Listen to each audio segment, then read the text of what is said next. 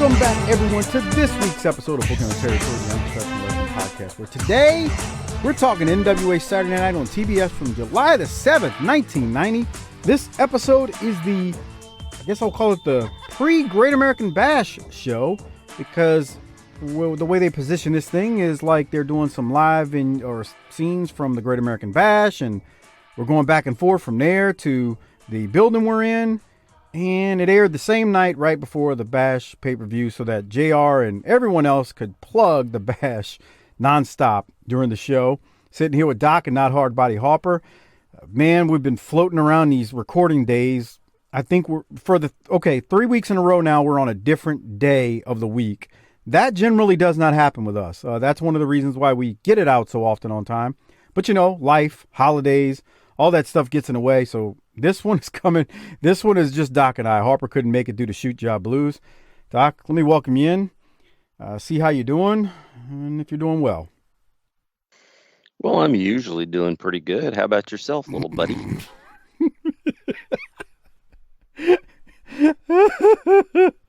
What? Why is that funny? No, you're so funny. Why? Funny. Why? Am I amusing to you? You're very amusing. All right, yeah. I feel bad for Harper because, man, he's out there working hard. This is one of those holiday weeks, the supply chains. It's just a mess out there, and Harper's just knee deep in the middle of it. Only thing I hope is that he comes back with some exciting stories of things he's seen out on. All right, you just disappeared. No, I'm here, bro. You said out. Did you mute yourself because somebody walked in the room? No. It's Skype's being weird or my connection's being weird. I can't tell you. It's going to be one of those nights. I can tell you. Want to get that Ethernet cord plugged in and stop making excuses. It's plugged in. That's fun. That's the thing that's most troubling here. Mm-hmm. Okay. What were you saying? I got a new Ethernet cord. It clicks. It locks in. It doesn't come out when I move anymore. And I'm just telling you, everything feels tenuous. We're on a bad night, a different night. We don't have Harper. This is a bullshit go-home show. We're just going to have to put on our working boots, Mike. Creatures of habit, man. We're creatures of habit. I mean, and we're to let everybody in a little bit here, because we're all one big BTT family, except for some of you. It's the week of Thanksgiving right now. Yeah, it happens. So our normal recording night is a night where we're probably going to have to help out with some, holiday preparations. And then tomorrow we were going to do it on Tuesday of Thanksgiving, but that's my daughter Shaniqua's birthday. You wish, Shaniqua, right? I wish. Well, my son is Latrell. Right. Sure. Okay. And so now we're on a Monday night. We never record on Monday night. I feel like we're not ready. The technology's against us. Harper's not here. I feel like we're trying to drive the ball down the field into a very, very stiff wind. I mean, we're recording so early in advance. It's damn near 2 weeks before this show will drop. But, there's been so many flips and dives lately with the schedule of us recording. It happens. No excuses. But here's the thing. Show going to come out on time. We're going to have it. Well, I mean, that's not part of this that's up for debate. Well, of course. I wasn't saying it would be, but I was just making a point, We always get a show out. Always. I mean, yeah, always. We are the champions of that. But Doc, real quick before we get into this, because I see you're avoiding the elephant in the room, but that's fine. I get it. What's the elephant in the room? I'm gonna let you go. You're avoiding it. You're avoiding it. I see how it is. Keep that same energy when things don't go the other way for you. All right. Let me just ask. Don't say nothing about it. No. Keep that same energy. Okay. Let me ask you. I mean, y'all might be back on the winning side of things by the time this airs. True. So I don't know what the problem is and why you're being so. Well, I just want to know something. Curmudgeon here. Can you answer me a question? It depends. I'll think about it. What's wrong with your team? I didn't have expectations like you sprung upon the world. I never said nothing. We're supposed to be buddies here, and what did I say? The Eagles. Please tell me at what point I was screaming 17-0 Super Bowl suck it, especially this year, especially. I wasn't saying it when Breeze was at the helm. So you have a you problem right now. You need to work through, okay, pal? Well, here's the thing. There ain't no thing. You guys played the Eagles yesterday and let Leo Rush beat you. I guess if you want to say that, whatever. It happens. Wasn't surprised. So you won't take the bait there. So let me see if I can help out a little bit. You really want to get me hot and bothered and get me all pissed off and work into a shoot, you need to talk about those goddamn pathetic Pelicans. No. I got something even better. That's a real piece of shit show. Well, it is. But that's really to be expected. What do you think Zion's eating right now? The better question would be, what is he not eating? Right. So here's my question. And this will be great because it's timely. And notice how I'm wording this question for you here. Mm-hmm. How will the NCAA fuck somebody in the selection of the college football playoffs? And who's most likely to receive the penetration? So Cincinnati will get screwed. And this is, LSU's having a bad year, but I enjoy college football. You already know that about me. And, here's the thing to keep in mind. There's I know you're going to think I'm crazy when I say this. When this airs, there's still going to be a lot left to be played. I mean, Michigan, Ohio State will already have been played by the time you hear this, and whoever wins that. But so to help out our audience, who were the teams that are going to make you insane if they get in? Surprisingly, Alabama's not one of them. I can't explain it. I don't have a hatred for Alabama, and I should, but I don't. I mean, because I like Saban, even though he's like a crusty old Mr. Wrestling. I wouldn't trust Saban I wouldn't trust Saban with a nickel, but I don't hate him. Well, I don't think he's, playing grab ass under the table with the waitress at Hooters either. I just don't. Whereas Urban Meyer is, so I've got a, hatred for whatever he does. That's who do you hate on? Who are you rooting against getting in? Urban Meyer made me hate Ohio State for eternity. That's a factual statement for both of us. That's one. I don't hate Georgia. So if Georgia and Alabama get in, I really don't care. What I don't want to see Ohio State in, and I sure as hell don't want to see Notre Dame in, especially if Cincinnati continues on and goes undefeated, I don't see how a one-loss Notre Dame gets in over Cincinnati, who beat them in their own house. So that would make me it would just piss me off to no end, the fact that I'd have to see and I think Cincinnati's going to get crushed by whoever they play. But they deserve the chance. But they deserve the chance to get their ass whooped. But here's the thing. Notre Dame, if they got in as the number 4 and played Georgia or Alabama, they're going to get their ass handed to them too, like they continue to do in the playoffs. And I don't hate Notre Dame. I just get tired of seeing them get put in the playoff and getting it handed to them. It's repetitive. So I think you and I agree on college football. Yes, very much. Second most behind 80s wrestling. Yes. But there's still so much to be played with those conference championship games in that last week of the year. There's so much that always changes when those games start being played out. And it's the weirdest thing. Look, I'm about to sound like a wrestler.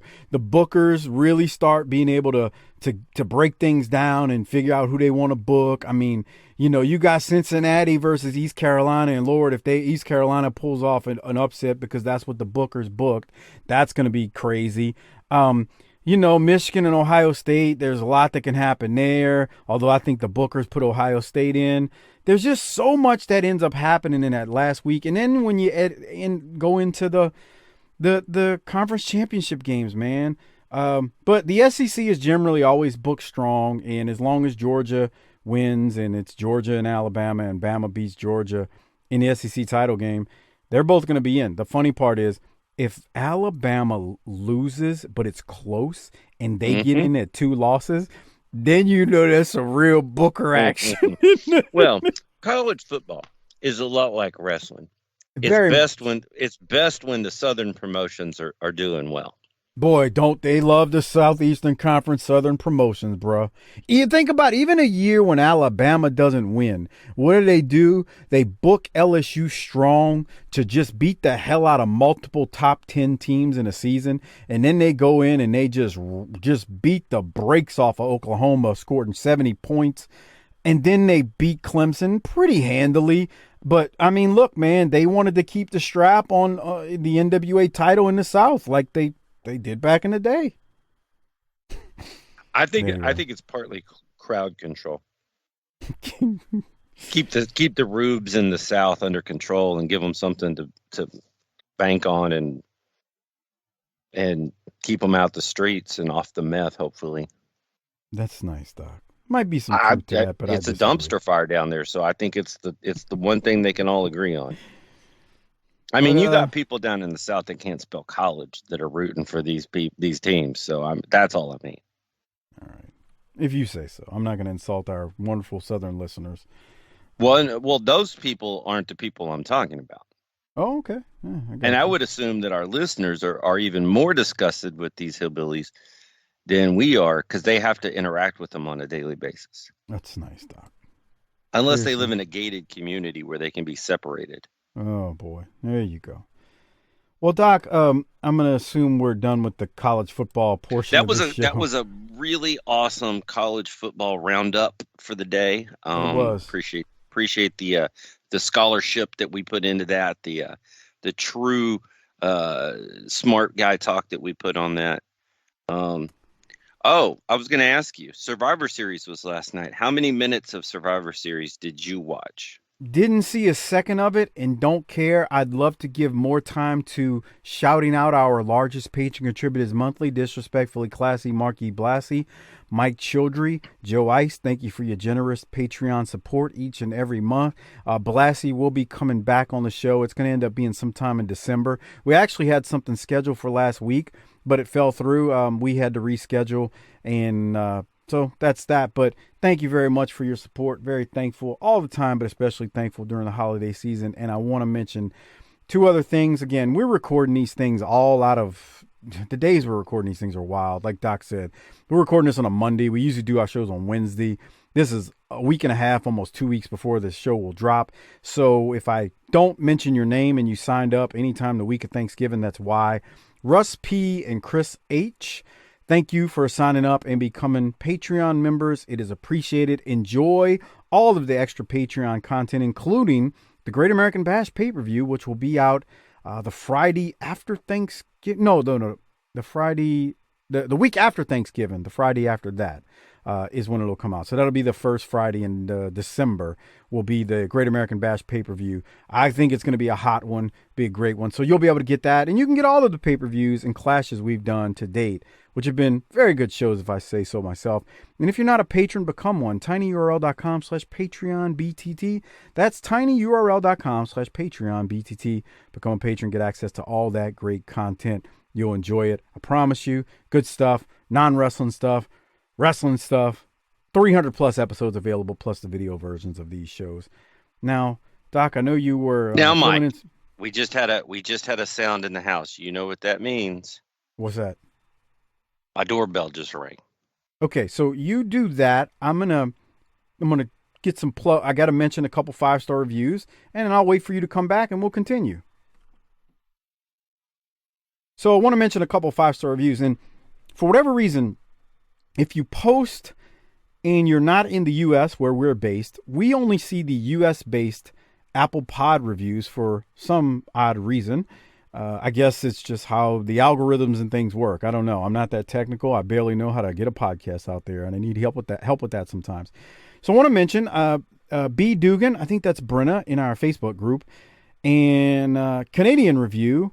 And Brenna, you posted this a couple weeks back, so it's just showing up, and I saw it on another application. That's the only reason I'm seeing it. I didn't see it on Apple. And it says, BTT gets me through my bad days, and honestly, I love the filth and unprofessionalism of this show. And I'm a Docaholic for life, except for Doc's baseball is better than soccer, and I'm a Canadian. I don't like hockey, though. So thank you, Brenna, for the 5-star review. Very much appreciate it.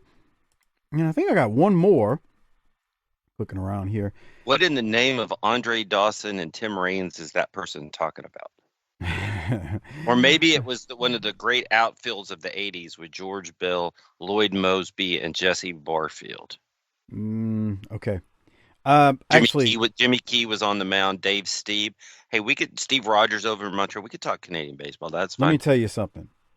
The Canadian Football League is better than both soccer and baseball. I am eyeballs deep, elbow deep in CFL lately. It's tremendous stuff. The playoffs start this weekend. It's fantastic. Once you get past a few things with the 2 downs and the way they play the game and some of the weird stuff they do. Wait, really what? 2 downs? What does that mean? Well, I'm 3 downs, so 3 downs to get a first down. So it's 1st and 10, but you only have 3 downs. So you got first down, second down, you don't get it. Punt, field goal. Plus you got the Rouge, which is 1 point that you can get. Oh, it's tremendous, dude. There's been some weird stuff. I had to bring it up on the show, but there's things I see in Canadian football, and I'm like, God, that rule would be great for the NFL. The NFL will never do it because Uncle Raj is an idiot. You know, he books great stuff, but you know how it goes. One more 5-star review. It says brilliant. It says, thanks for a great podcast. Didn't get the NWA in the UK very often, so this is all new. Your comments crack me up. Keep up the good work. The person who wrote this, it just says UK wrestling fan, and he's in Great Britain. Submitted this one on November the 19th of 2021. So thank you, UK wrestling fan. Can you imagine? I wonder. I don't know if we've got a ton of UK wrestling fans. Tons of them. Can you imagine this era being new to you? Okay. You know what it would be like? It's the closest thing you'll ever get to a time machine, as current technology is. Does that make sense to you? Well, but here's the beauty of it. You get into it at the time that it's all available. Like we were scrounging and working to get our eyeballs on whatever we could. You just have it. I mean, you can push a button. Yeah, you can push a button and watch all of them instantly. Whereas you and I was trying to get over to Uncle Joe's house, but you were trying to just get to Grandma and Grandpa's house where they had TBS so you could watch it. Look, I think Saturday. I know that the UK struggles with having food that's edible and like dental hygiene, but I got to think that he's winning this person is winning in the UK over here. They're the winner. I think, and I don't know how long this person's been listening, so I want to make this statement. Just imagine this person is new to us and hasn't been listening for the run we've been on with these Saturday night shows since the 85 time frame. Imagine they stumbled on it within the last 6 months and they got all that 85 stuff that they're watching and listening to up through now. Can you imagine the utter joy that this person is experiencing? We should all be so happy. Good God. I mean, Harper said, living a dream, brother. That is living the dream. That is totally living dream. I want to come over to the UK and hang out with that person. Man. I mean, I'm not going to, but you know what I mean. Sure. And this other person was a Docaholic, you said, right? Yeah. Is that a female name on there? That sure was, yes. I told you that. I mean, nobody's perfect. She's a good person. She's in the Facebook group. Group. She got my attention with that female name and saying she liked the filth. Do you have any other flips and dives before we get into the show? Catorce y tres y no más. Catorce y tres. Well, what I sang before was the feel good hit of the fall. It's the wintertime now. So we need to change that song up. Yeah, sure. Before I share my screen with you so we can talk about this episode that has some reviews, replays, and they're pushing the pay-per-view on us. You got any other flips and dives as I'm getting this thing squared away for you, bud? I did watch the episode. Thank God. Man, I've only not watched the episode like once. That was the only time, maybe one other time, and I don't like it. I mean, it's Harper can float through life, but you and I are guys that prepare, and we don't over prepare for this show. But for me to be what I want to be on the show, I need to watch it. That was really difficult last week, so I need to come out and apologize to all the fans. It was a miscommunication. It was an honest mistake. I watched a program. It was just the wrong one. And so I'm locked and loaded. I'm ready. Hey, man, things happen, you know? It just hit me. You watched the one we're going to do in a few days. You watched that one 2 weeks ago. I'm done. All right. I don't have to watch anything for a while based on our upcoming schedule. I mean, we don't have to get into it for everybody, but basically I have a couple of weeks off after that. Yeah, we're scrambling. It's the holidays. There's things going on. Let me just say it like this. The shows are going to come out. We've just had to record things somewhat out of sequence and in not normal times, but you're going to get the shows unless there's a technology failure. And we might be bragging on ourselves, but at least we're not going to an ad every 38 seconds. And if you're listening to other wrestling podcasts out there, you know exactly what I'm talking about these days. Amen.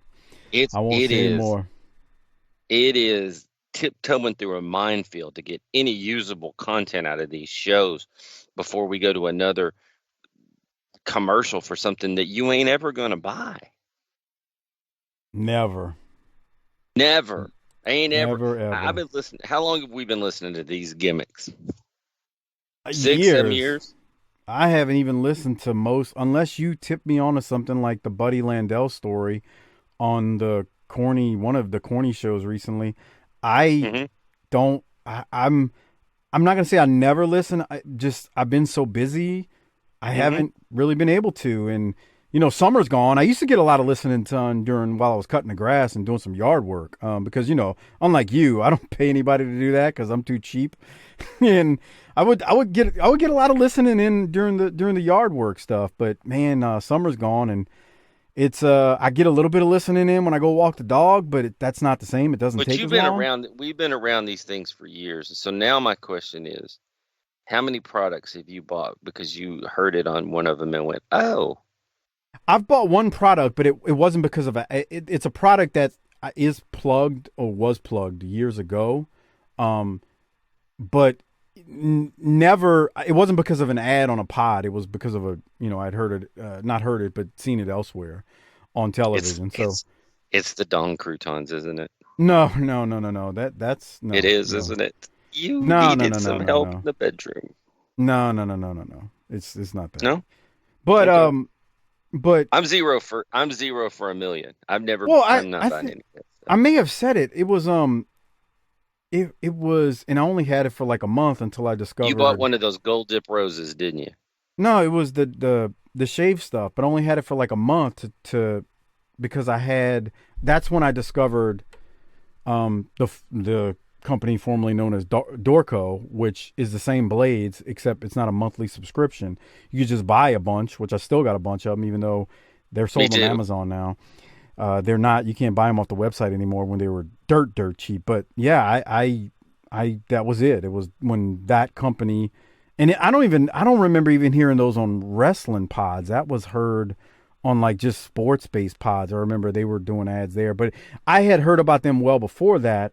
Again, we're talking 5-6 years ago. So, but I've never bought a product because of a podcast. So I say all that to say, become a patron, tinyurl.com/PatreonBTT, because we don't do ads.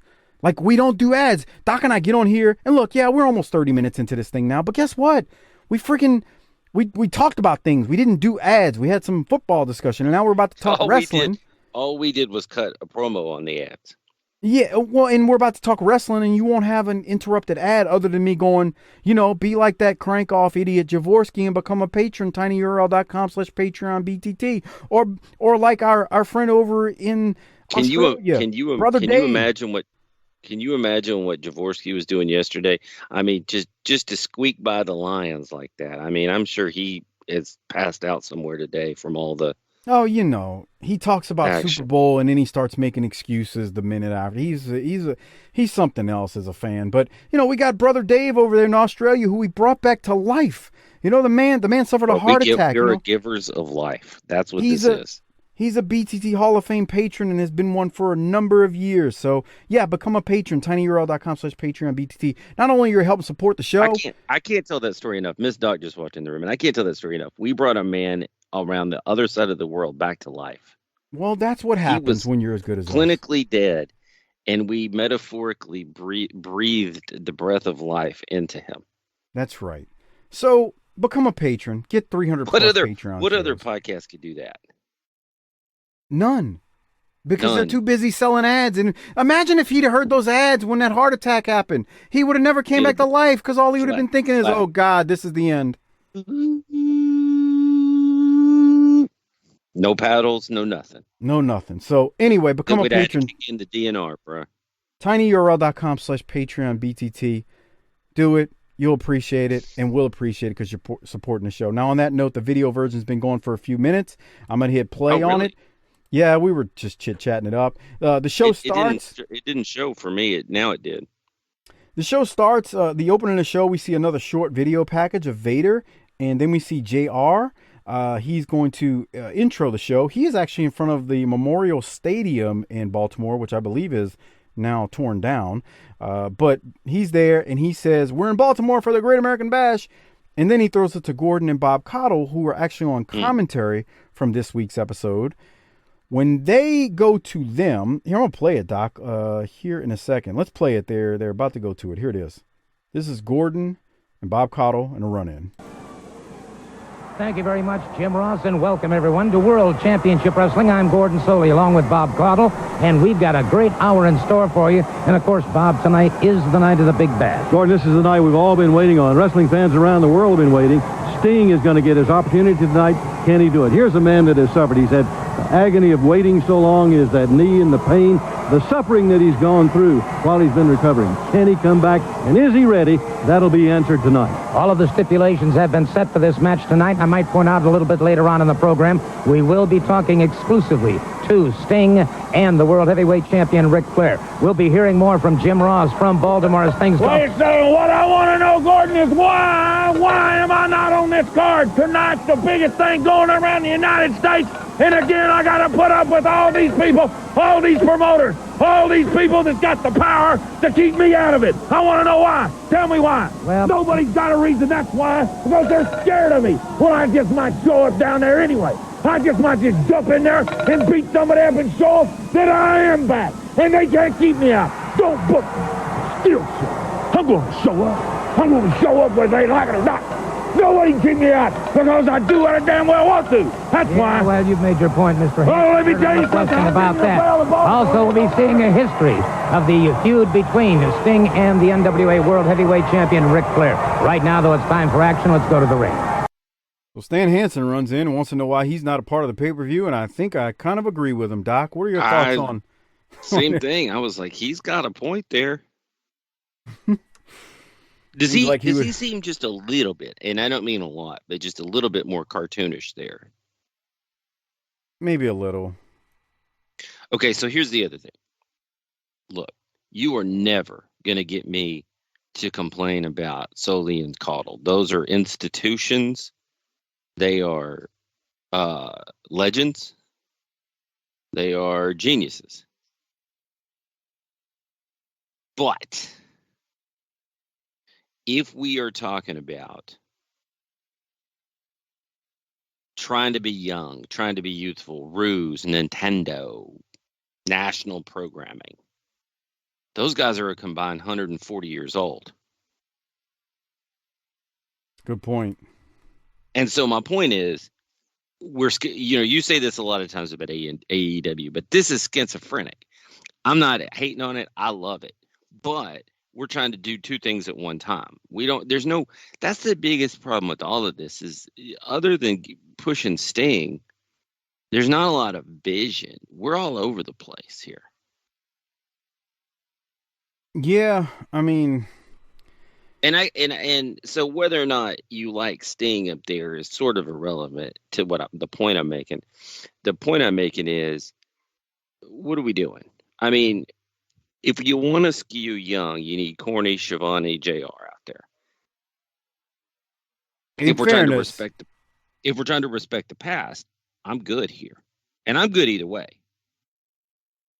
I don't see this as being as egregious as Thunderbolt Patterson, because when I talk about bringing the old guys in, I get it. Gordon and Bob are the older, but I think that's fine. I think the problem is when you bring the talent in that's, damn near 50 or 50 or older, like what you got with 2 and Thunderbolt. That's just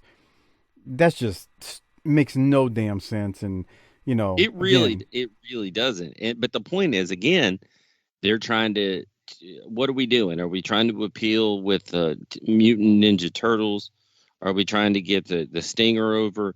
Are we trying to keep the old people happy with, 2 and Thunderbolt and Sully and Caudle?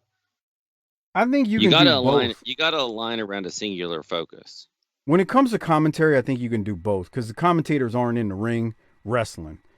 But I 2 and Thunderbolt are inexcusable. And I know, I was a 2 fan in Mid-South, but he was old back then, and that's 8 years before this, 7 years before this. So, I feel like there's never been a day when Mr. Wrestling 2 wasn't 50 years old. Well, yeah, I mean, that's true, too. I mean, because by the time I watched him, he's, old. But it worked, what he did with Magnum in Mid-South, if you ever watched that angle. It was exceptional because of how they did it. They actually sold it as he was the old guy, teaching the young guy, coaching him, and it worked. That angle was brilliantly done because of how it was done, where he was the old guy passing on the knowledge. They weren't trying to make him the freaking, world heavyweight champion at that point. So I'm kind of fine when you're talking about commentary, but I mean, I see your point. It just doesn't make any sense with 2 and Thunderbolt here at this time. Any other thoughts on Hanson? I know you said he was kind of cartoonish there. He's got the tobacco drooling off his lip and chin again, and he says he's showing up to the pay-per-view anyway, and you know what? I can't blame him. I 100% agree. All right. On that note, we do go to the first match, and if you're watching on Patreon, tinyurl.com/PatreonBTT, you'll see we've got the Rock and Roll Express taking on Barry Horowitz and Zan Panzer. We do see a picture-in-picture from Teddy Long talking about the Rock and Rolls match taking place against Doom in just a couple of hours at the pay-per-view, so make sure you call and order that. The Rock and Roll must have had a private plane to get them to Baltimore that quickly, but who's keeping track? The Rock and Roll do win when they hit the double drop kick on Zan Panzer. Doc, any thoughts or comments from this match with the Rock and Roll here? One of the things I thought would have been interesting was if they'd have had them get after 2 big dudes like Hacksaw Higgins and Mount, something bigger, and change their style a little bit and talk about how they're getting ready to go up against Doom, which is going to be they're going to have to do something different. But that's just, how I would have booked it, Well, that's fair leading up because, they are going to be wrestling against Doom, and Doom's some big old dudes. So I get it. That's a pretty good suggestion. Again, we're not, if I say so myself. Yeah, I'm not trying to throw shade at what they're doing. I'm just trying to say that there might have been a little bit better way to do it, but, Panzer and, on this match, my note also, Panzer and Horowitz, they worked a great match as far as being the enhancement talent that we're going to get pinned. They both knew what they were doing. They looked good. I had no complaints on this, and Rock and Roll win. Anything else, Doc? No, I think that's a pretty solid assessment of the enhancement talent. We then go, Sully and Bob Caudle throw us back to Baltimore, where Gary Juster is speaking to Jim Ross. I don't have any notes from this. Do you? I wish JR would have looked at him and said, "Now, Gary, where are the rats at in Baltimore? How are the rats there?" There's really nothing to talk about here. Is it just me, or does he look like a young Meltzer too? Like they could be like cousins or brothers or something. I know he looks like Rick Moranis right here, but That's true too. that's what I thought. There's nothing to talk about with this. He's just talking to JR about the pay-per-view, and so that's the thing, is like, this is one of those things that I don't mind. It's okay.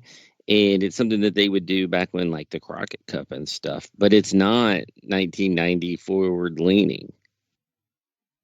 No, I guess it's got a sense of, hey, we're live here. We know you're watching the wrestling live back there, but we're alive here and bringing everything we can for you at this moment in time. So, I mean, I guess there's it just something, but there's nothing about it there's nothing about that that's going to make you pick up the phone and call. Not from Gary Juster, no. I mean, the JR is going to do some stuff, and actually, right here, coming up in a second, they replay the various segments of Sting, the Horseman, and Flair, and all that feud. So, you know, like Doc always says, we don't talk about replays unless you specifically got something from it. Do you, sir? I got nothing from it. Yeah, I mean, there's just nothing there.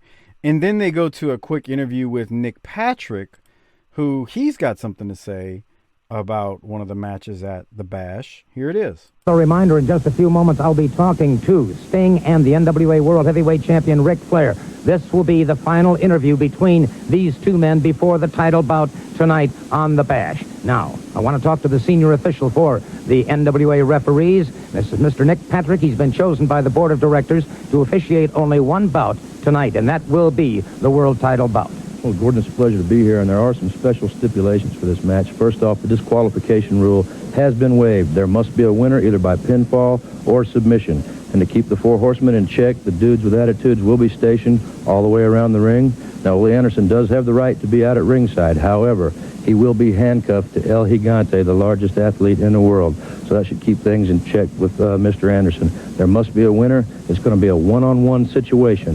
Sting against Ric Flair, and may the best man win. And obviously the best man will win tonight. There's no question about it. Now let's go back to Jim Ross in Baltimore. Thanks very much, Gordon. And I think I know. So any thoughts on Nick Patrick saying the DQ rule has been waived? So basically, you know, there can't be a DQ, even though we probably won't see. We're just going to stack the deck for that moron. Okay. I'm really looking forward to you doing that pay-per-view and seeing if Sting wins it. That's all I'm going to say. Yeah. Never seen the pay-per-view. I was honest about that. You didn't believe me, but it was true. Now, remember, like, he's not my favorite as a ref, like, in ring, but remember how good he was becoming the NWO ref, and like him cutting promos on Mean Gene. Yeah. He's that a was former good wrestler stuff. too, so I mean, you know, it wasn't like he was completely out of place. My only gripe with him has always been how slow he counts. I think you're being nitpicky, but okay. Hey, I'm here to really dissect the product and get into the business. Yeah, I mean, you're an industry expert. We get it. We know how it is. Insider. Okay, you're an insider this week. It's for other people to determine if I'm an expert. Oh, Chris Zaha's gonna love that. Okay, so after the Nick Patrick interview, why does he have something he'd like to say? No, when you said that the first time on the show with a straight face, I'm an industry expert. He was tickled, man. He popped him big time. You know that you're such a student of the game and an industry expert. That's why I say that. You know. Oh, okay. Well, that's Nick cute, Patrick. Nick Patrick says the DQ is waived, that rule, so there can't be a DQ. And then we're back in Baltimore with JR, as you saw in the Patreon video. JR is plugging the wrestling hotline, and he's plugging. Stay right there. Stay right there for a second. I want to ask you a question. I'm not moving it. That's why I paused it. We're going to get to what he's talking about in a second. But JR is plugging the wrestling hotline, and you can, claiming the dudes with attitude will be on later taking select calls from fans, and you still have time to call to order the pay-per-view, so do it now. Make sure you order that pay-per-view. Hey, you got to give them credit, man. They're marketing this thing. They're using this hour of time as free advertisement for the pay-per-view this week. And sure, why not? That's smart. Now, here's my question for you. Well, let me get to it. No, I had a question about what you just said. Oh, go. I'm sorry. What do you think the Dog and Orndorff's reaction was when they were told they had to do that? They had to do what?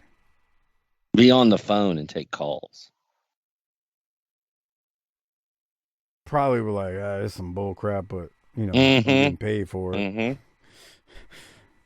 Especially I remember back in the day, Watts would have fired us for that, But, the Dog probably was just thinking, well, a little bit of extra money in my pocket. I could buy a few more Get him lines some extra cheese on his Whopper. That's right. Extra cheese on the Whopper, bud. Oh, so we see another video package of Big Van Vader after the JR segment, telling us to call and order the pay-per-view. It's kind of different than the one we've been seeing because we saw it earlier. So they're really plugging that Vader is going to make his debut. And then Doc had me freezing on this because we get a match between Tommy Rich and Tim Horner versus the State Patrol. I'm not sure what to say about this. Horner actually looks good without a mullet. Gordon Soley and Bob Caudle, they continue to plug the pay-per-view. And, you can't blame them. They did that all the time during this. And I'm going to stop there because you told me to freeze it. You tell me when you want me to play. We're looking at Horner and Rich on the video version. What do you got? So, you want me to play or leave it there? No, you leave it right there. Okay. Is Horner on the gas? He's Possible. Huge. I wouldn't call him huge, but he's definitely for him. Some big traps on him for sure. Yeah. So do you think he's on a cycle there? It's wrestlers. I wouldn't put anything past a wrestler.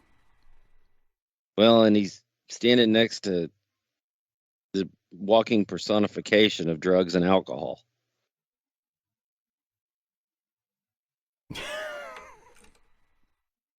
So it's going to make him look even better.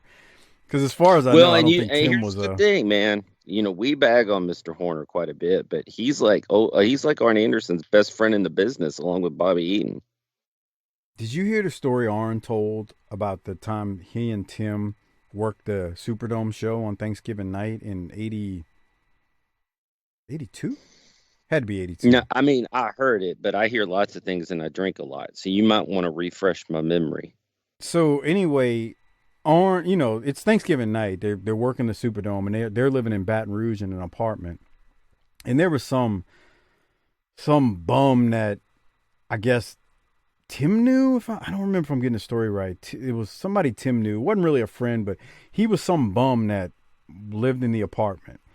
And he's telling the story to old Connie. So Connie, give us a free plug every now and then, man. We don't complain about you, man. You're all right. You got a lot of ads, but So he's telling this story, and it's Thanksgiving, so they don't have their they're not, I don't think Arn had a family at the time. He's an underneath guy, Tim's an underneath guy, but they're working the big show down at the Superdome, and they're going to drive home afterwards. So before they left Baton Rouge, which is about an hour 10, 15 minutes from the Superdome, they put a pot roast on in like a big crock pot to slow cook. Mm-hmm. Baby's got a pot. Baby's got a pot roast on, and they had those, those rolls, and they were gonna warm those up when they got back, and that was gonna be like their Thanksgiving meal. And they had other things besides the pot roast, a few other things, I guess, some sweet potatoes and things that you eat at Thanksgiving. But the pot roast in the gravy was, Arn kept gushing about it. He's a Southerner, so I get it. You dip the bread in the gravy. It's kind of gross to some people, but us Southerners, man, we do that type of thing. Well, why is that gross? That's how it's done. Some people think that's gross. If you're not using a roll or piece of bread to sop up some, and sop is a word. It is a word. Sop it up. To get you some gravy, then I gotta say that you're eating wrong. the guy that is, I guess, he's not really a friend. He's just like a hanger around or whatever. And I don't remember the full story behind this guy. And Tim knew him. So what you're saying is he's the half pint of the organization. I got it. I wouldn't insult Half Pint like that. Although Half Pint, you had a lot of jokes when they beat the Saints, but you done lost now to the Texans twice and the Jets once. How does that happen? Slow your roll, partner. Yeah, partner. Half Pint knows I love him. But so this guy, he's kind of like just a bummish type dude. I think we've all been around him. You know, somebody who never had their own money. Even when we were all broke, Doc, we still tried to pay for our own beer or liquor or whatever. This guy's just kind of like a hanger. He's the Darren of the organization. Okay. Okay, maybe so. Well, I don't remember if, you know, this is back in the early 80s. I think Tim and Arn, you think you should leave? I guess they left. I don't know if the apartment was unlocked or the guy had a key. Don't know. I don't remember the full story, so I don't want to be critical of them. So Arn and Tim got the pot roast on, and they got everything slow cooked.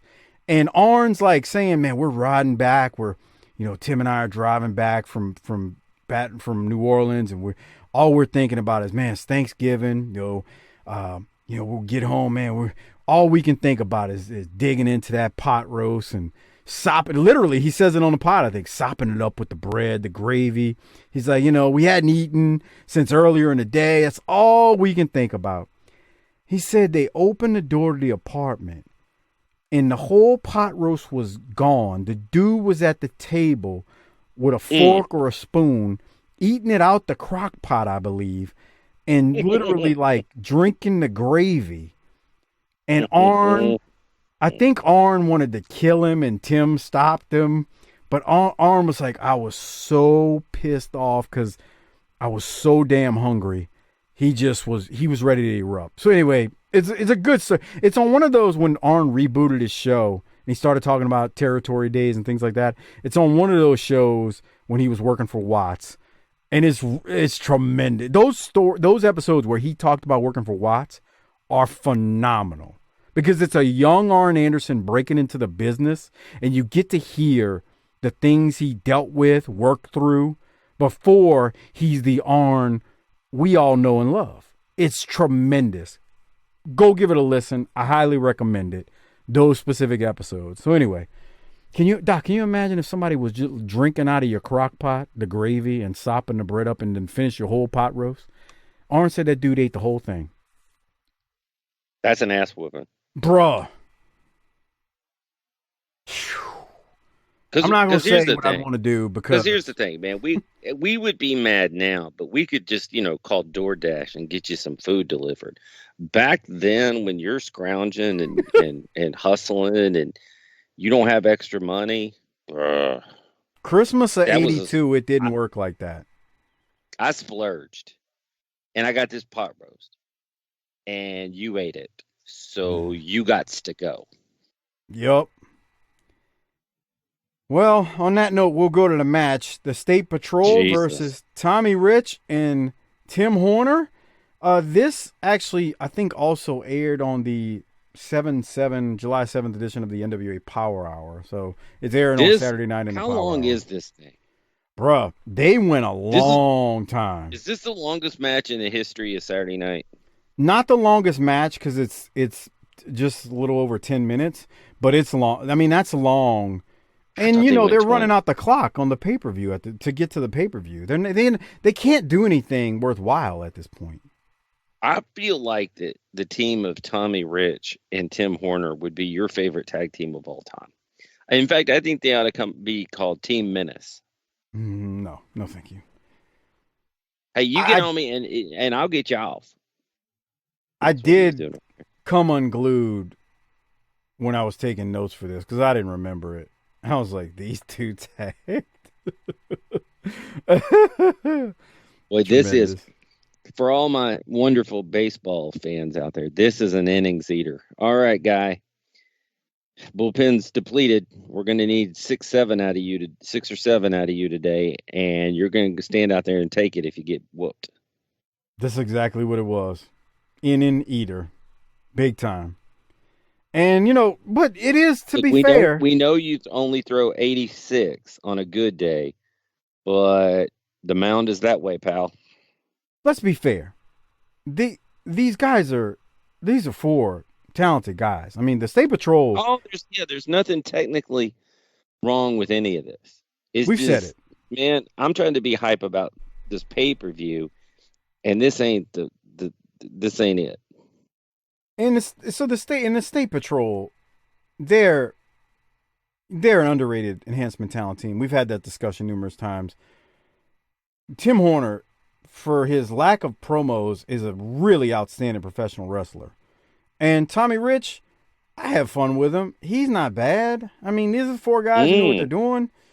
I've said that for weeks now. He's the greatest NWA World Champion of all time. Just wait till that pay-per-view and you see who he wrestles. Boy, they really turned back the clock on that one. But anyway, Tommy Rich is going to hit the Thez press onto, I think it was Buddy Lee Parker, and Rich and Horner actually end up winning by pin. But man, I got to tell you, Doc, they did go quite some time as we're talking about it here. Did you have anything else from this? Wrong team won. You thought the State Patrol should have won? Sure. State Patrol. Look, let me tell you something. I know you may not have paid attention. When Tommy Rich comes in fired up, if you watch his punches, when Tim tags him, he is not making contact with the State Patrol. Watch his punches. Just pay attention. He ain't getting close. No. You can't tell so much, but he throws 5-6 punches and he doesn't get within 6 inches. Bruh, and the State Patrol wrestled Brian Adams and Vincent on the January 5th, 1999 episode of Worldwide. They're around forever, man.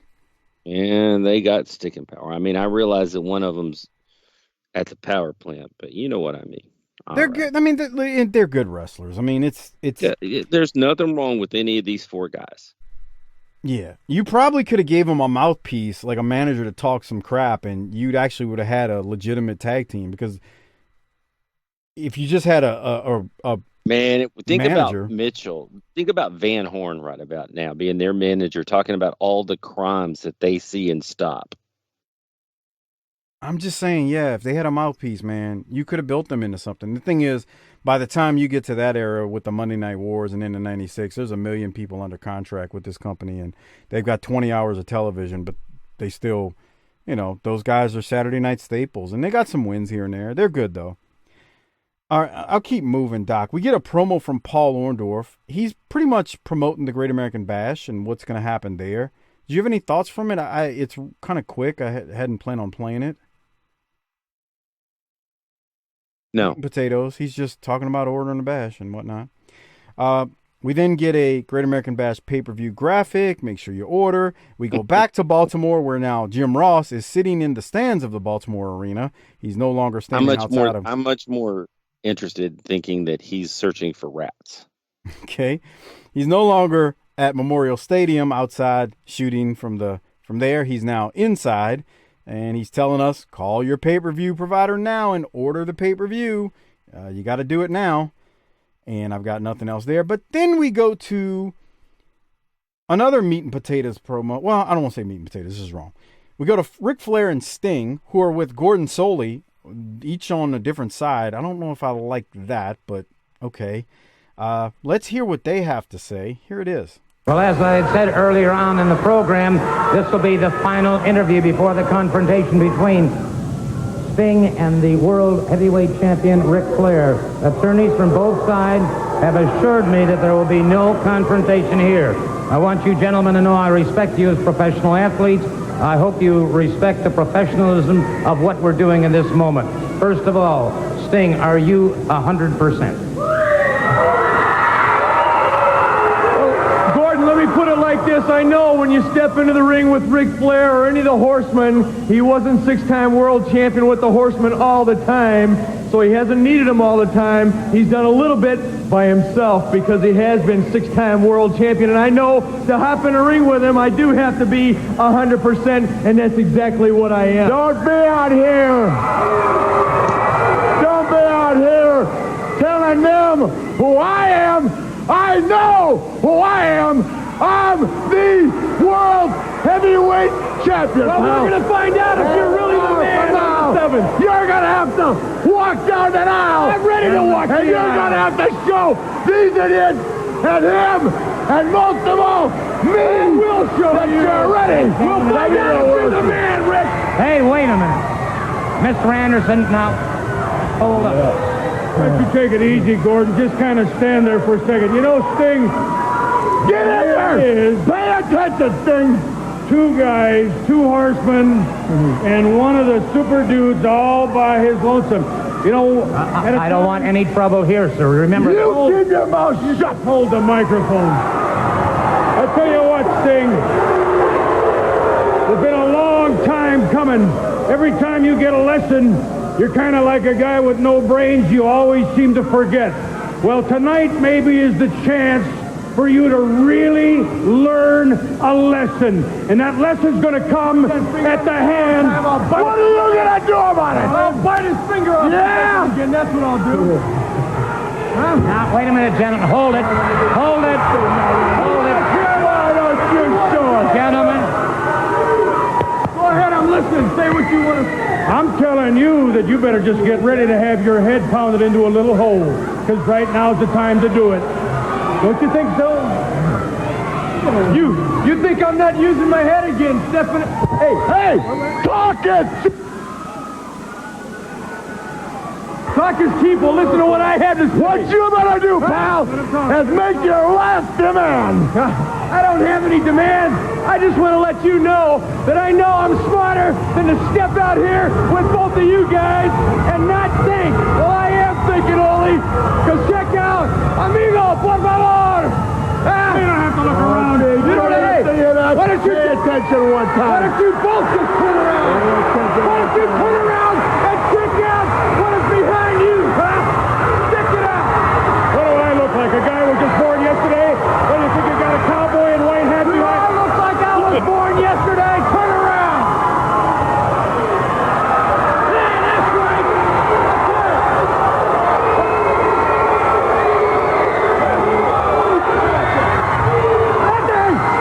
You're a lucky son of a... No. Like you said, talk is cheap. I got one more thing I want to say. I got my stipulations the way I want them. I got everybody ringside the way I want them. Nobody's going to get ripped off because we will see who is really the man on the 7th. You know what I'm talking about, Rick? Think about that.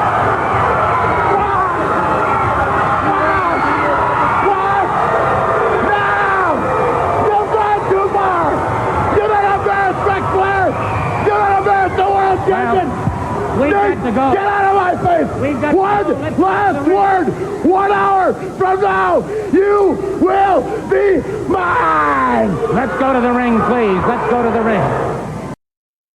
All in all, I thought that was good. I like Gordon at the beginning. I want you guys to know I respect you both as professional athletes. The way he says it, he gives it kind of a big fight feel, and I like that. And I thought this was good. Ole sounded just like an old man. Every old man I've ever heard in my life. What do you think? I was born yesterday, pal. I thought that was phenomenal. What did you take away from this leading up to the pay-per-view? Yeah, I thought it was good too. And, Flair tossing his shades at the beginning was funny. His hair looks like white cotton candy right now. Ole was great. Flair and Ole were carrying a lot of the water to keep Sting's contribution minimal to, make him look better, which is probably the best thing you can do. The visual of El Gigante is great. It's just, we all know his limitations. So Yeah. There's nothing you can do with that. It is what it is. I agree. Flair and Ole carried this. They made this what it was. Gordon Soley did too at the beginning. And I like Ole so much better when he's quiet and smug than cartoonishly upset. Yeah, because we've talked about that. He's not a cartoon character here. He's not trying to overdo it.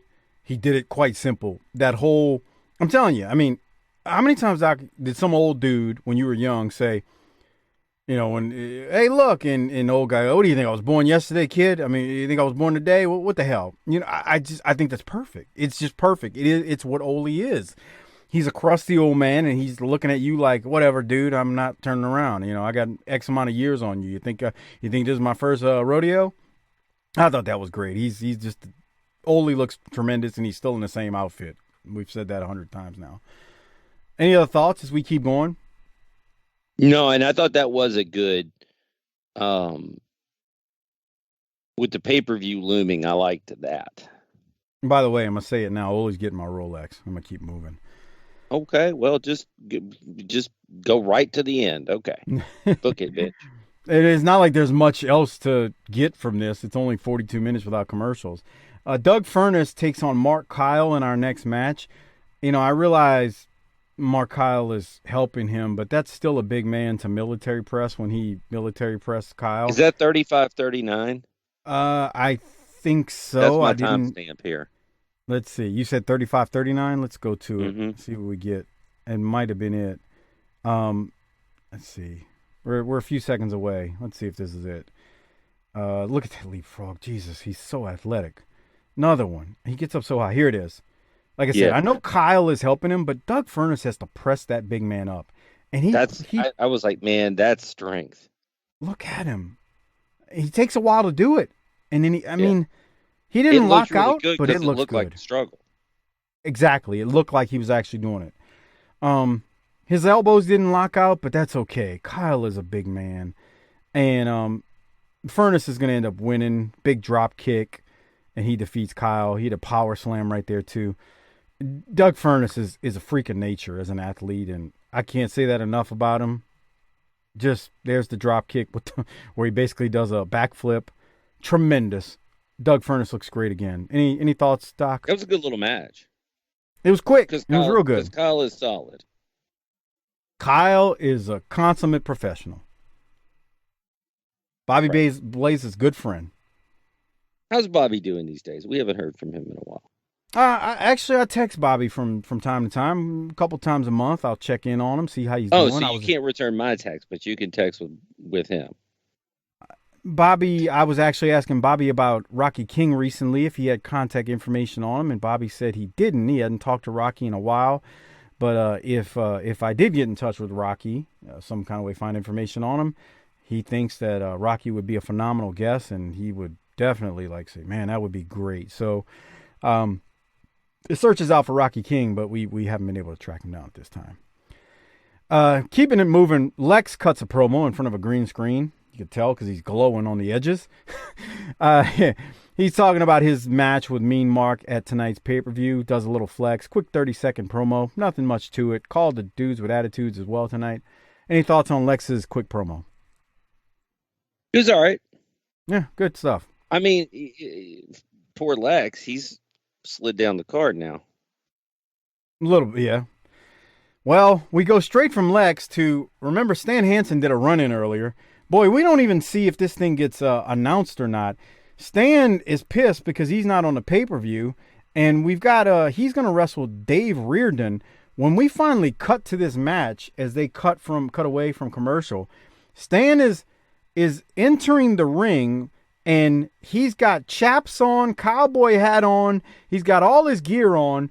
He doesn't take none of it off. He just starts beating the living hell out of Dave Reardon. I mean, the bell hasn't rung. This poor sap is on. He's just beating him to death. He's beating him on the head with the cowbell. I mean, he just destroys this dude, kicks him in the face, picks him up, doesn't want to pin him. Doc, get in and get you some of this, because this is basically how we're about to go off air as far as the last match goes. Not really how we go off air, but it's the last match. Thoughts? I like it. Stan Hansen needs something to do. Yeah. And not the way I would go off the air going to the pay-per-view, but I mean, this is Stan Hansen, wild, unpredictable, hard-nosed, ass-whooping, incorrigible, redneck, all of those things. No flips and dives here, man. Just him beating. I mean, he destroys this dude. Destroys him. It's criminal what happens. Now, Tommy Rich comes out during the match, and Gordon Soley mentions that Rich and Hanson were one-time tag team partners and close friends, and Hanson's going to win with a lariat after he just basically toyed with Reardon and beat him up the whole time. He never takes his chaps off, and that's how... shit. Whipping fast enough, you don't even have to take a shower. Yeah, pretty much. Although it's the South, I mean, this poor building probably has no AC. Anyway, it's a joke. It's a joke, people. Okay, any thoughts on this, Doc? Anything you might have? So is this to imply that Tommy Rich and Stan Hansen are about to do something? Well, I guess you got to stay tuned to see if WCW and the NWA can be consistent with their booking, as you asked that question. I feel like I don't put a lot of confidence in that. We'll see. We'll see, man. That's why we watch this, is so we can see. No spoilers. Hey, the beauty of this is for the people who've never watched it, they don't know, so we can just say no spoilers. And the people who have watched it, they can go, well, I know what's coming, but I still want to listen to you guys break it all down and talk about it. I've never seen all this bullshit. So again, Hanson wins. Look at the lariat. Nice. I love it, man. I mean, he fucking broke Bruno's neck. God damn it. I can't do Darren. Oh, I mean, what the hell, Hop? I mean, I listened this week. At least y'all didn't talk about eating ass and all those stuff. I just got back from Disney World, and it was a good time with my girl, But, I mean, Hop, where were you at, Hop? What happened this week? Anyway, we made Darren a superstar. It's a shame. That after Hanson, I feel like that's a case where we have squandered and disrespected our place at the podium, and should apologize to everyone for legitimizing this entity. I probably would miss the large arms, tells me on the last time we recorded. He's a special attraction. You bring him in once every 4 months. Oh boy! All right, Thanks, so Booker man. Yeah, you really were dying to get him on with your Southern wrestling knowledge all of a sudden. One more thing before they wrap up this show and we rate it and hand out all of our Rolexes. We see all the cable packages or all the cable companies carrying this. Most of them, I guess, is what this is. And then we'll see Gordon Soley, who's going to throw it back to Jim Ross one more time. And Jim Ross continues telling us to call our cable company and to order the pay-per-view. So yeah, I looked here. There's only like 2 places in Texas that were on there. And none of them were Conroe, Houston. I mean, that's certainly the biggest. Lubbock, Plainview. Where's Woodlands is north of Houston, San Antonio. But what about Austin? What about Dallas-Fort Worth, El Paso? Yeah, I don't think this was all of them, dude. I think what we see here is a lot. There's no way this is all of them because I've noticed something. There are major cities that don't have it. I find it hard to believe that Morgan City, for example, what the hell was the company in Morgan City last week? Big Al's? Yeah, like how the hell did they have it, but New Orleans wasn't on it? Like, you see what I'm saying? It just made no sense as we're going off air being told to call our pay-per-view provider. But again, on that note, that's how they go off air. I thought this was a decent episode. Before we wrap it up, I want to make sure, again, if you want to listen to our Great American Bash review, you got to go to tinyurl.com/PatreonBTT. I got a feeling this is going to be a great one. I enjoyed that pay-per-view overall. There was some good stuff on it. And the only way you're going to hear us break that down is by going to tinyurl.com/PatreonBTT. We got some big-time matches there, some stuff that I think all of you are going to enjoy. Obviously, we got Sting and Flair. I mean, that's the headline of it all. But there's so much more. You got the Steiner brothers tagging against the Freebirds that we're going to talk about. That's going to be great. Well, from the Steiners' point of view, let me point that out. That'll be good stuff. We got Brian Pillman and Buddy Landell on that card. Yes. And no spoilers, but someone may make appearance on the Great American Bash pay-per-view. Someone. I won't say who. Actually, he wrestled, but we see. We don't know yet. And Tommy Rich and someone else, a former NWA World Champion, are going to turn back the hands of time. And one other thing I got to mention, you definitely want to hear Doc and I break down the Midnight Express versus the Southern Boys. I'm just going to say, if you've never seen it and you're waiting until we review it, go watch it now and then listen to us break it down. I'm not going to say anything else. tinyurl.com/PatreonBTT. You will love that. Great American Bash Review, and you'll get all of our stuff there as well.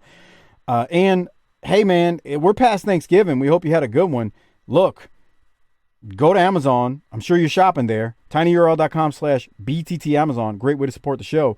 Shout out to Mikey and DFW, who literally on social media posted a video tutorial on how to bookmark our link so that you can make sure you use it and your woman uses it, your side piece uses it every single time on Amazon. tinyurl.com/BTT Amazon. Mikey, thank you very much for that. That was sharp. Everybody likes a good visual aid. Absolutely. Okay, Doc, I handed out my Rolex already. I'm going to give mine to Oli as well because, it's just fun when he's there telling you about the ass whooping you're going to catch. Yeah, how do you not give it to him? So Oli's getting mine. All right, what are you going to rate this thing? I think I'm going to surprise you with what I rate it. It's just difficult to rate because it didn't grab me, but there wasn't anything wrong with it either. You know? That's a big point you need to emphasize. It didn't grab you. There was nothing offensive, but there was nothing wrong with it. You gotta, like, whenever you say that about wrestling, that's a big thing. Hey, there was nothing really spectacular. The card's already been set for the pay-per-view, but nothing really, nothing was bad. That's huge. Keep that in mind. So what are you going to rate it? Well, given that, I'm going to say give me a B. Wow, I can't believe you went a B. A-, 42 minutes without commercials. Oh, wait. That was 42 minutes. B+. Sorry. A-, 42 minutes without commercials. The Sting and Flair and Ole segment was tremendous. I like seeing little Bob Caudle and Soley on commentary together. It kind of throws back the hands of time there, and they were good. Stan Hansen beat the piss out of Dave Reardon. That was good.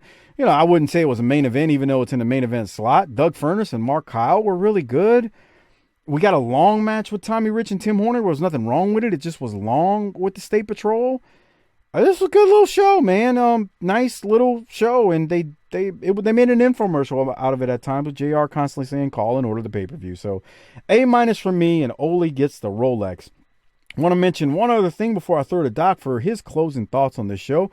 Harper's not here, but don't forget you can order your very own video shout-out from Hardbody Harper. You can shout out a friend. You can cut a promo on your friend. You can have Harper congratulating you on your wedding nuptials or whatever you got going in your life, or insult someone. First thing you got to do, though, is email him at chrisharper16wildcat@gmail.com.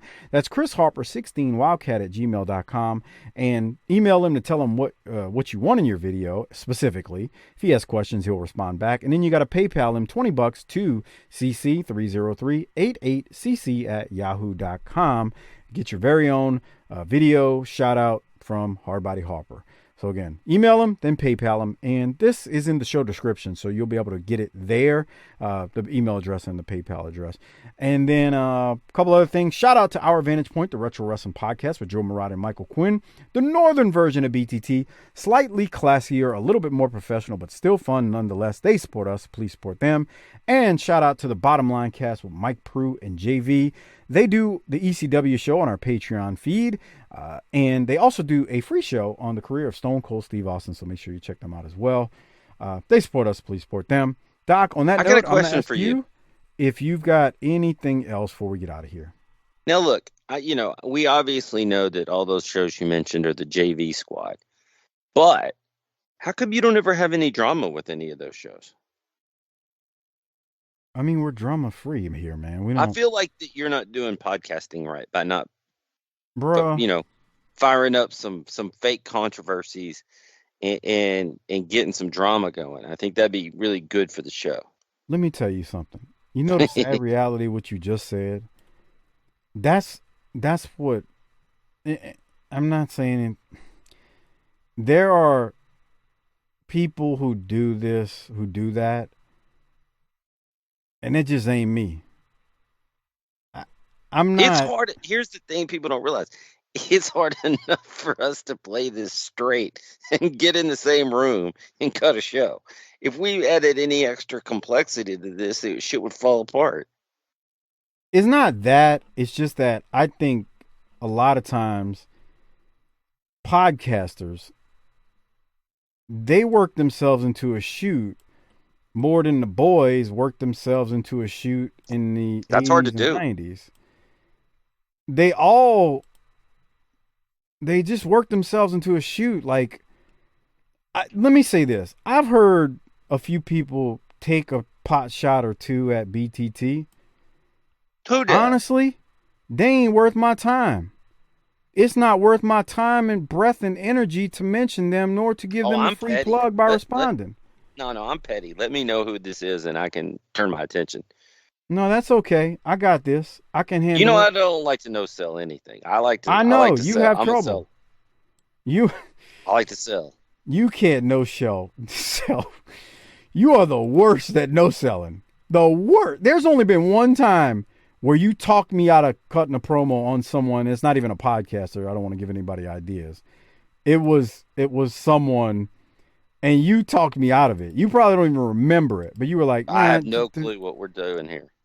Yeah, exactly. So, but these podcasts, they work themselves into a shoot frequently, and the angles are actually kind of better than some of the all of the angles in pro wrestling.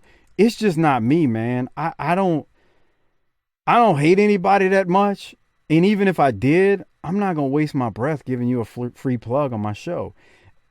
And you could even shoot on me and get on your show and talk noise. Good for you, pal. Too? Thank you for the free play. It happened with someone, but again, we ain't the top of the totem pole, but we ain't the bottom. And let's just say it wasn't worth my time and energy. Plus, I'm the type of person, unless I'm working. There's only been one person I've ever cut a promo on this show. That is it. The person that called you an N? No, I'm talking about, like, when I've gone on my Triple H rants. Other than that, you will never hear me on this show saying, "Well, he's getting." When I see that person, I'm gonna do X, Y, and Z to him. I don't have time to do that. They're gonna sell that company out from under him, so he's gonna get his. Sure, agree. But my point is, I don't get on here and say things about other people. Like, I don't say I'm going to, screw this person, screw that one. F him. If you want to go with the Tommy Rich thing, I said it to his face. That wasn't anything said outside of him. Talk. So the only person who I've ever cut a promo on this show is Triple H, and it was more or less having fun. Other than that, I don't get on here, and I don't think Harper does either. Harper did say that he cut a promo on the AEW schoolgirl wrestlers and whatnot. He's that one time, but for the most part, we don't get on here and say we're gonna beat somebody up. And so I'm just saying, people taking pot shots like that, good for them if that's what they do. That ain't me. If I got something to say to you, I'll wait till I say it, and I'll say it. I'll wait and say it to your face if I ever see you. Other than that, do it. We ain't getting no match in the ring. All right. So on that note, that's the long answer to your question. As now I am getting blown up today. Oh, no. Oh, no, man. These are tiring times for the menace. Bro. Well, I guess it's about time to, we've transitioned. We're transitioning as a show. Don't take that the dirty way. Yeah, we're out of Thanksgiving and we're into Christmas. So, go get you a big jug of eggnog and put your little jammies on, and you can get you some sleep tonight. Bro, I told you, I found me some Henny this past week. Oh, shit. And I don't know if you noticed, the bottle actually... No, they were out. I went to my liquor store this weekend, and they were out. I looked. I was going to get a bottle just to prove that I could, and maybe black market it over to you for twice the retail, but they didn't have any. Go look at the picture. We'll talk about this next week that I sent you. The picture of the bottle. There's a certain league that's sponsoring Henny. And the bottle has their logo and stuff on it. It's not even the regular bottle. I'll send you a picture of the regular bottle. So anyway, I even was like, wow, I got this promo bottle with that league you love on it. So anyway, I don't want to get into that now. But I found me a bottle, and thank God I found me a bottle for Thanksgiving. Anyway, there you go. I know. On that note, anything else, Doc? I think we should probably go ahead and get on out of here, pal. Get on the Kawasaki Mule and what's the thing? Right off into the sunset. That's right. All right, Doc. Well, Harper normally does it, so he's not here. Why don't you hit it for us? Oh, okay. Book it, bitch.